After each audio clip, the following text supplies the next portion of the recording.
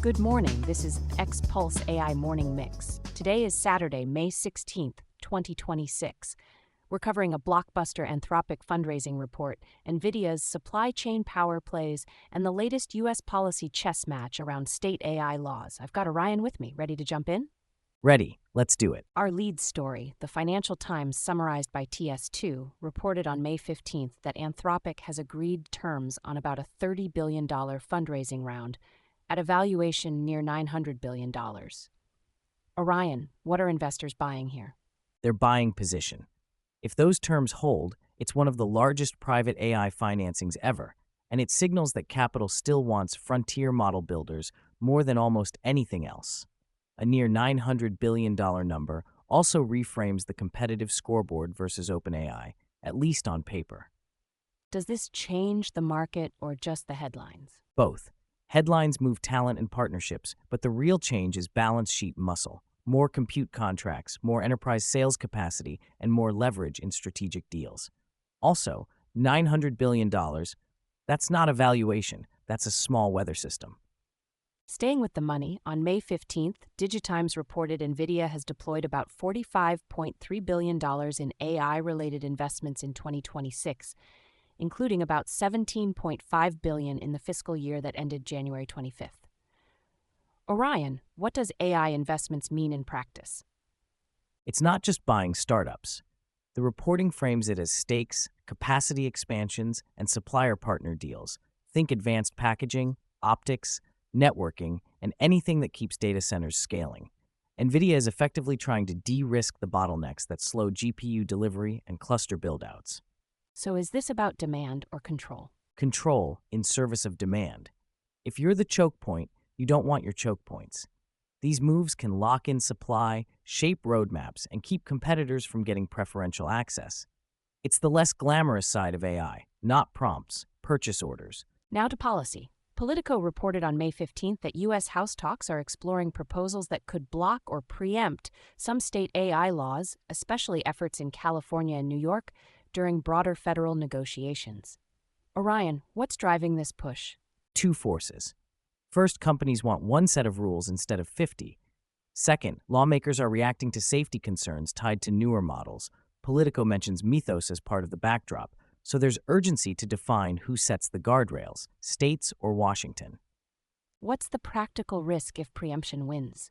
You can end up with a lowest common denominator national standard that's easier to pass politically. The flip side is, without preemption, states can move faster and create a patchwork that's costly to comply with. Either way, the uncertainty alone slows decisions in regulated industries. On adoption, CFOtech US covered KPMG findings on May 14th showing active AI use in finance functions is up to 75% globally, but only 42% of organizations are fully assurance ready. Orion, what's hiding inside that gap? Governance and auditability. KPMG says only 29% track where AI deployments fail, so errors can look like normal variants until they're expensive. In finance, that means model risk, control testing, documentation, and the ability to explain outputs to auditors and regulators. One move teams can make this month? Start logging failures like you log outages. Track prompts, inputs, human overrides, and downstream impact, then review it regularly. If you can't describe how it breaks, you can't claim you control it. Let's hit a few more stories across geopolitics, regulation, and real-world deployment. Orion, bring us the highlights. Tight and useful.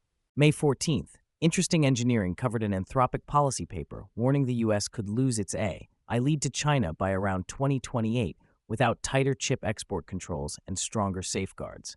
Also May 14th, Crunchbase News says April's busiest U.S. investors included big VC names and big tech, as AI rounds keep getting bigger and more concentrated.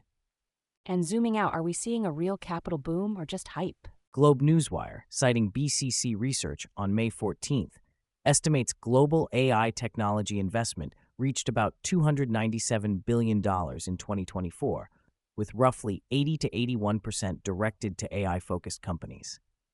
That suggests commercialization is real. Pilots are turning into production systems. What about regulators? Any notable signals outside the U.S.?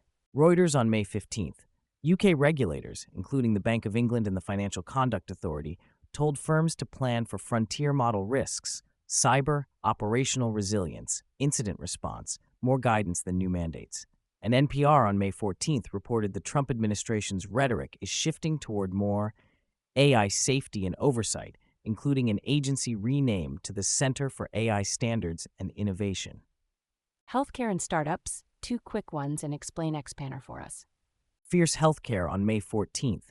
Nearly 80% of health plans prefer vendor-built AI over in-house, with about $10 million average spend planned over 3 years. Healthcare Finance News on May 15th. 37% of health systems use Gen AI in revenue cycle work. On startups, Fortune on May 15th says ex-xAI co-founder Igor Babushkin launched River AI. And Crunchbase News on May 14th. Xpanner raised $18 million, building robotics and automation as a service for construction sites.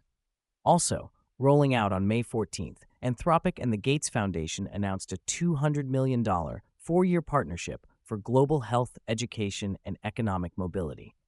That's XPulse AI Morning Mix from XPulse for Saturday, May 16th, 2026. Share it with someone who wants the signal without the noise. See you next time.